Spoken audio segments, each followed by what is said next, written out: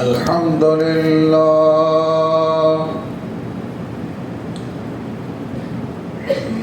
الحمد لله نحمده ونصلي على رسوله الكريم أما بعد فقال الله تبارك وتعالى في كلامه المجيد والفرقان الحميد أعوذ بالله من الشيطان الرجيم بسم الله الرحمن الرحيم إن أول بيت وضع للناس للذي ببكة مباركا وهدى للعالمين صدق الله العظيم.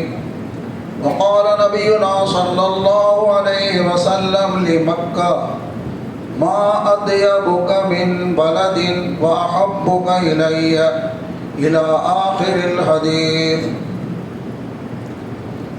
صدق رسول الله صلى الله عليه وسلم. நிறையுடைய வாழ்வளித்து நெடுநிலத்தை காப்பதற்கு மறையளித்த இறைவனுக்கே மாபெரும் புகழனைத்தும் சலாத் என்னும் கருணையும் சலாம் என்னும் ஈடேற்றமும் எம்பெருமானார் அஹ்மது நபி முஹம்மது முஸ்தபா ரசூலே கரீம் ஸல்லல்லாஹு அலைஹி வஸல்லம் அவர்கள் மீதும் அன்னாரின் வழி பின்பற்றி ஒழுகிய உத்தம சத்திய சஹாபா பெருமக்கள் நாதாக்கள் நல்லோர்கள் அனைவர்கள் மீதும் மற்றும் நம் அனைவர்கள் மீதும் இன்றும் என்றும் உண்டாவதாக ஆமீன். அன்பு நிறைந்த அல்லாஹ்வின் நல்லடியார்களே, சிறப்புமிக்க துல் காதா மாதத்தினுடைய இரண்டாவது ஜும்மாவில் நாம் இருந்து கொண்டிருக்கின்றோம். துல் காதா மாதம் இஸ்லாமிய மாதங்களில் 11வது மாதத்தில் இந்த மாதம் கணிக்கப்படுகிறது. முஹர்ரம் மாதம் இஸ்லாமிய மாதத்தின் முதல் மாதம். கடைசி மாதம் துல்ஹஜ் மாதம் 12வது மாதம். அப்போ இந்த துல்காதா மாதம் இருக்கிறது இஸ்லாமிய மாதங்களில் 11வது இடத்தில் இருக்கிறது. இந்த துல்காதா மாதம் இதில் பல்வேறு சிறப்புகள் இருந்தாலும் குறிப்பாக ஒரு 3 சிறப்புகள் நாம் பார்க்கின்றோம் குர்ஆன் ஹதீஸ் அடிப்படையில். ஒன்று என்ன? அல்லாஹ் ஜல்ல ஷானஹு தஆலா இஸ்லாமிய மாதங்கள் 12 இருக்கின்றது அல்லவா? இந்த 12 மாதங்களில் 4 மாதங்களை புனிதமான மாதம் என்று சொல்லுகின்றான். 12 மாதமும் அல்லாஹ் படைத்த மாதங்கள் தான். அல்லாஹ் படைத்த மாதங்கள் அனைத்தும் சிறப்பிற்குரியதுதான். இருந்தாலும் அல்லாஹு தஆலாவே சொல்லுகின்றான், வானம் பூமியை படைத்த நாளிலேயே நான் 12 மாதங்களில் 4 மாதங்களை புனிதமாக்கிவிட்டு சொல்லுகின்றான். அந்த 4 மாதங்கள் என்ன? துல்காதா, துல்ஹஜ், முஹர்ரம், ரஜப். இந்த 4 மாதங்கள் புனித மாதம் என்று அல்லாஹ் சொல்லுகின்றான். புனித மாதம் என்றால் என்ன? மற்ற மாதங்களில் நீங்கள் சாதாரணமாக நல்ல அமலை செய்கின்றீர்கள், பாவங்களை செய்கின்றீர்கள். ஆனால் இந்த மாதத்திலே, இந்த புனிதமான இந்த மாதங்களிலே நீங்கள் நல்ல அமல்களை செய்கின்றீர்களையோ பாவமான காரியங்களை நீங்கள் அதிகமாக செய்யாதீர்கள், தவிர்த்து கொள்ளுங்கள் சொல்லுகிறார். ஃபலா தظلموا فيهن أنفسكم. இந்த 4 மாதங்கள் கண்ணியமிக்க மாதங்கள். இந்த 4 மாதங்களில் நீங்கள் பாவங்கள் செய்து கண்ணியத்தை நீங்கள் குறைத்து விடாதீர்கள் என்று அல்லாஹ் எச்சரிக்கின்றார். அந்த வரிசையிலே புனிதமாக ஆக்கப்பட்ட, அல்லாஹ்வினால் புனிதமாக்கப்பட்ட 4 மாதங்கள் ஒரு மாதமாக துல்காதா மாதம் இருக்கிறது.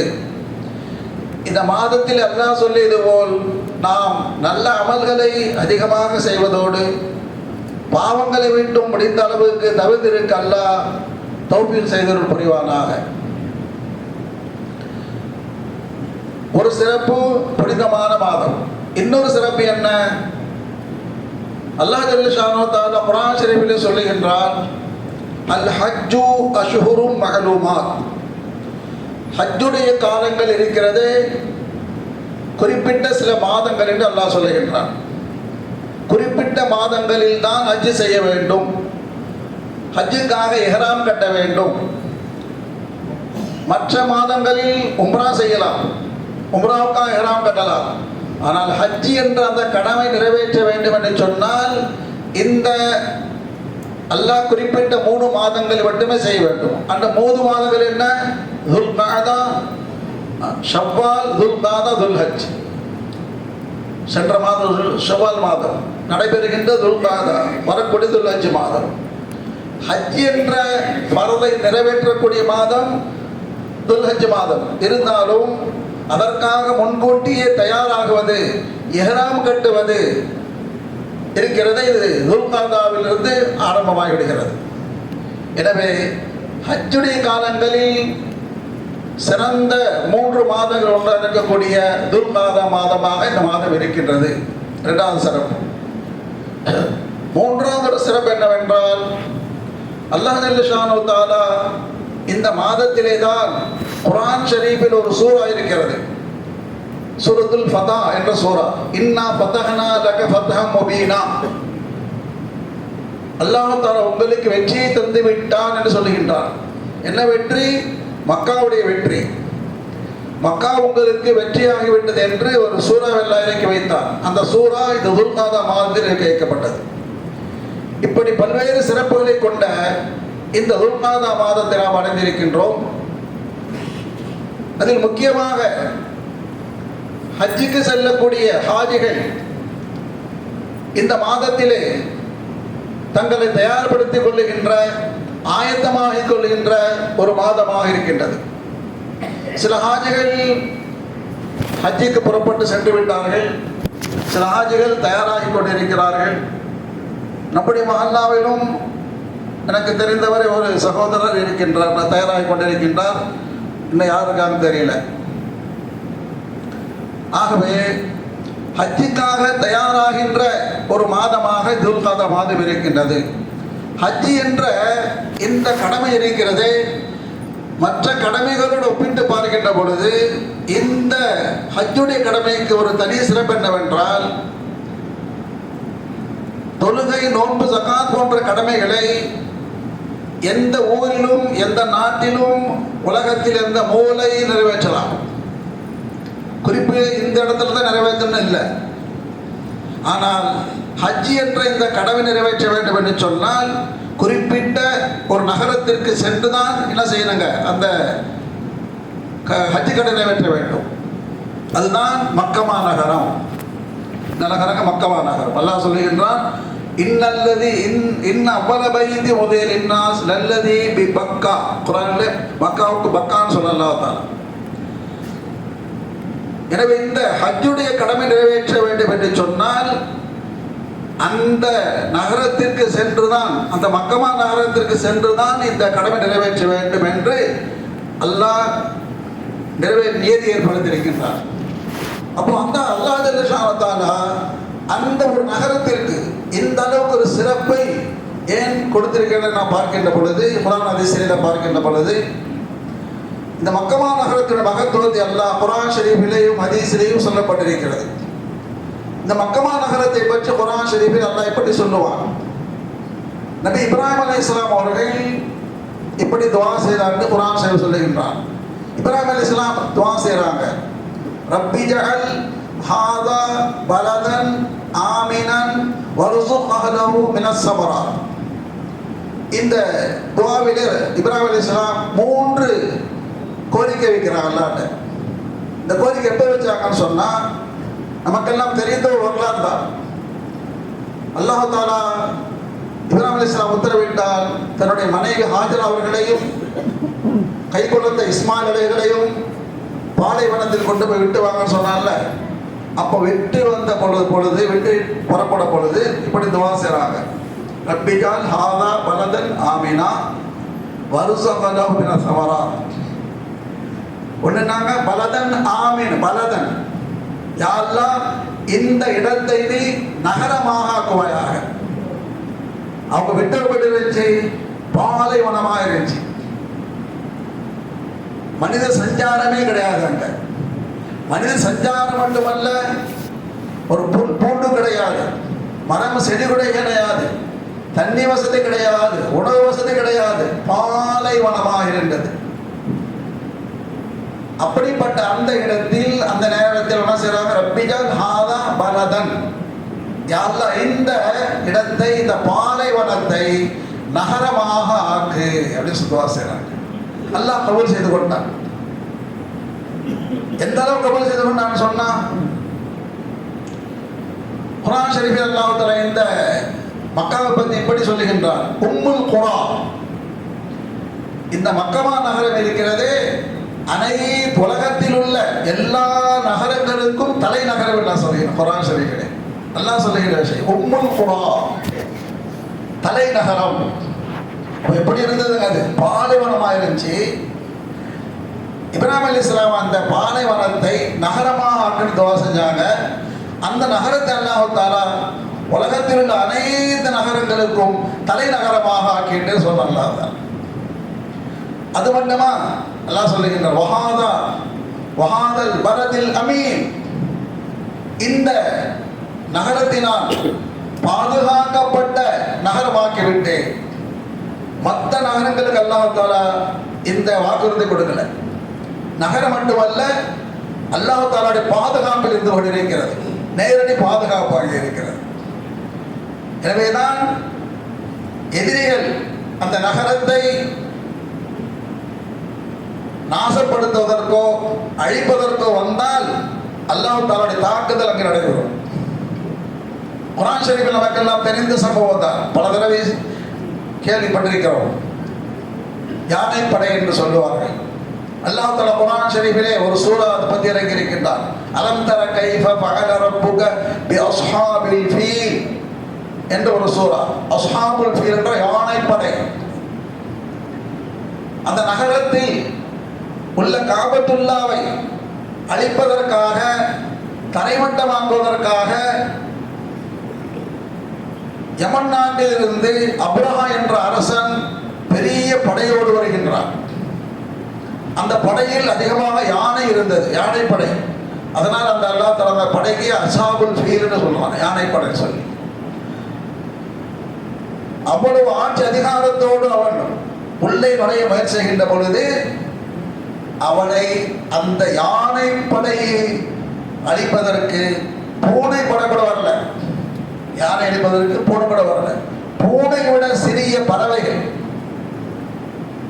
அபாபில் என்ற பறவை, குருவி மாதிரி, சிட்டுக்குருவில் அது மாதிரி, அந்த யானை படைக்கு பூனை படை கூட தேவையில்லை.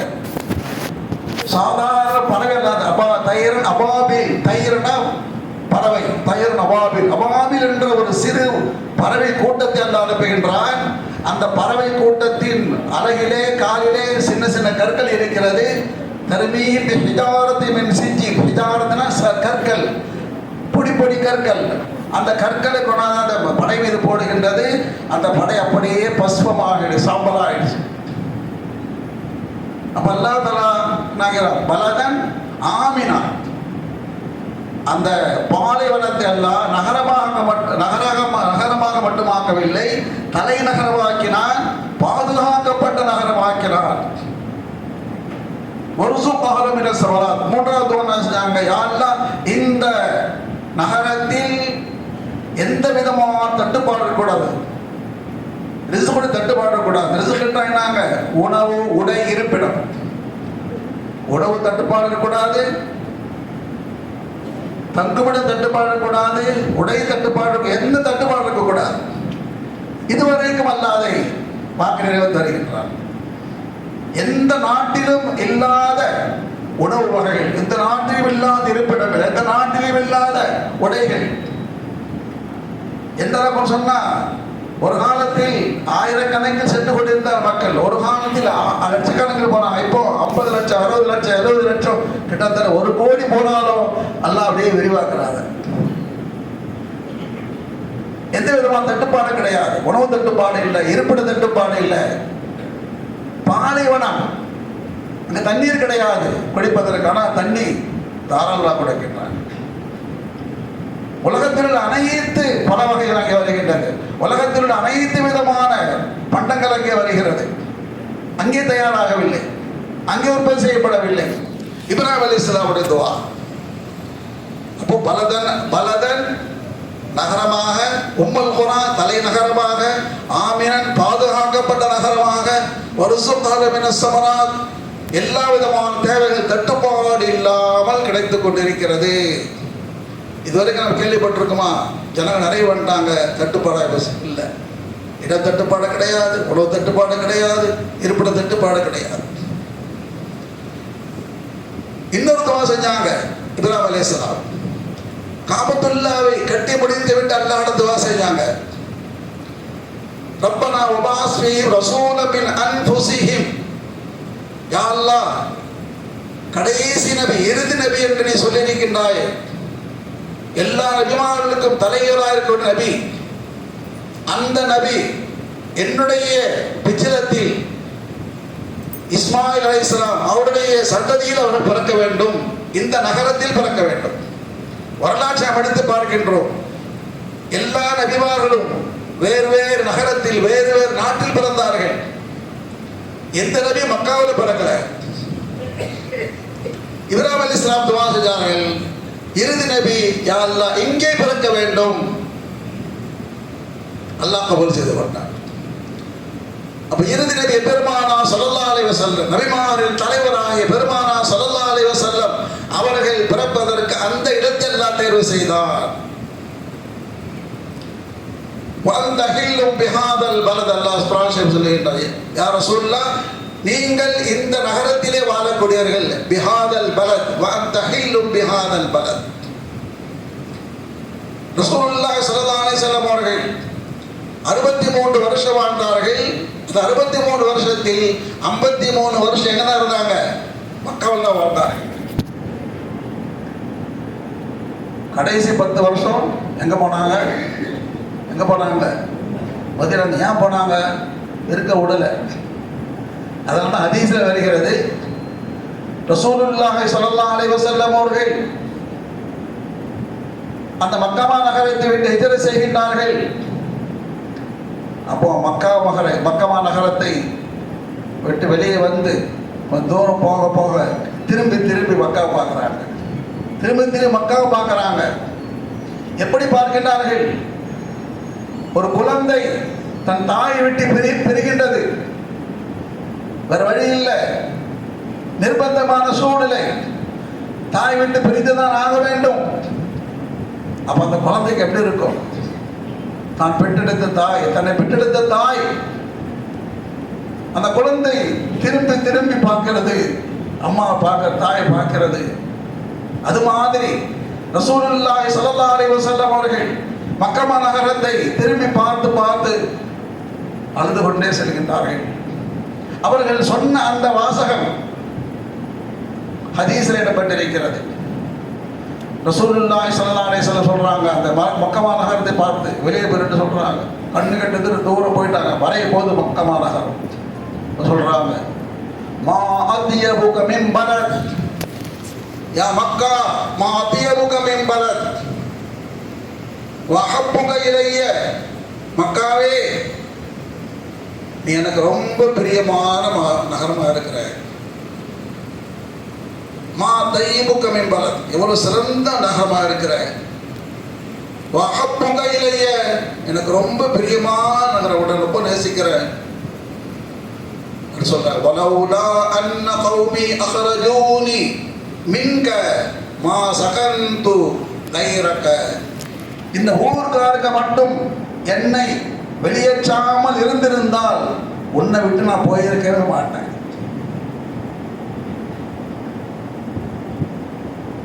குழந்தை சொல்லுது, தாயே இந்த ஊருக்காரங்க என்னை விட்டு என்னை துரத்துறாங்க, அதனால நான் போறேன். இல்லைன்னா இங்கதான் என்ன சொல்றோம், தாய் குழந்தை சொல்லணும் இல்லை.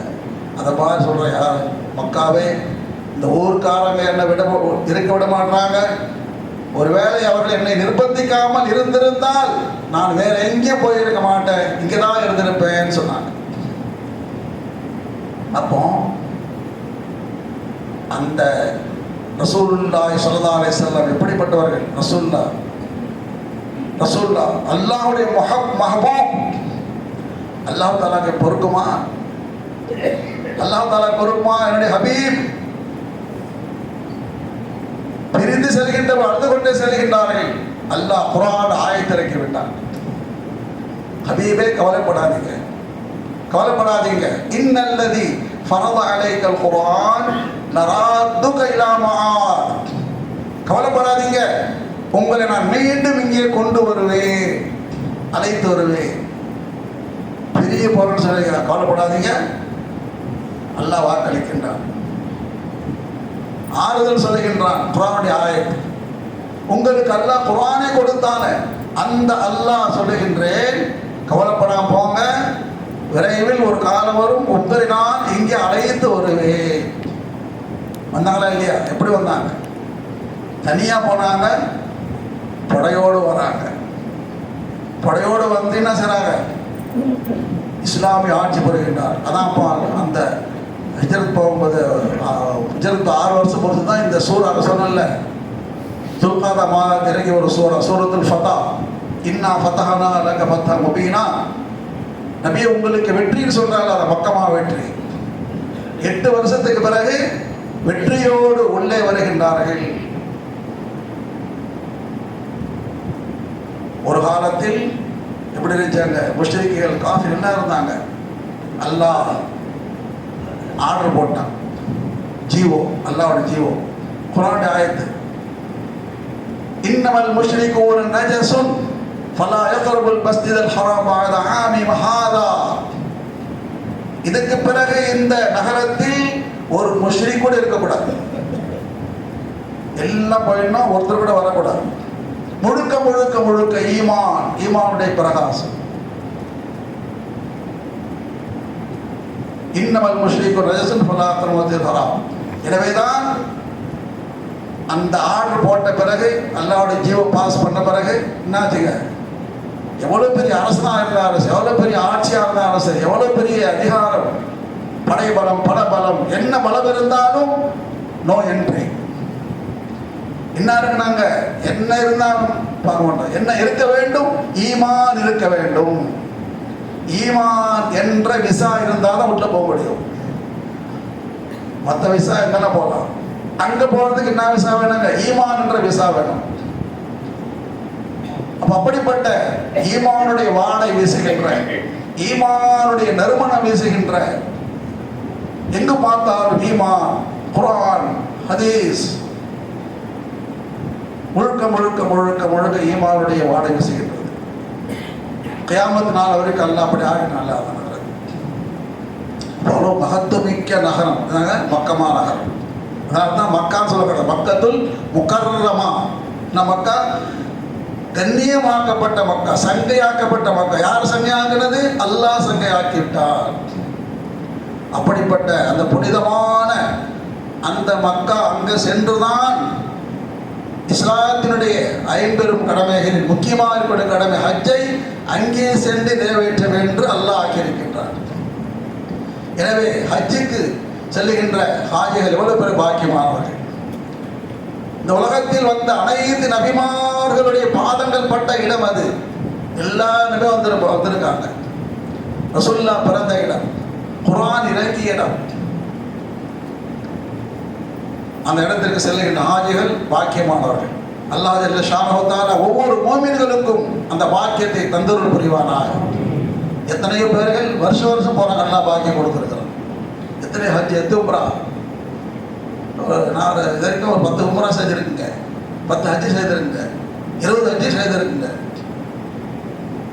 அல்லாஹ் தஆலா ஒவ்வொரு மோமினுக்கும் அந்த பாக்கியத்தை கொடுக்க வேண்டும். அப்படிப்பட்ட புனிதமான நகரம், துஆக்கள் கபூல் ஆகக்கூடிய நகரம்.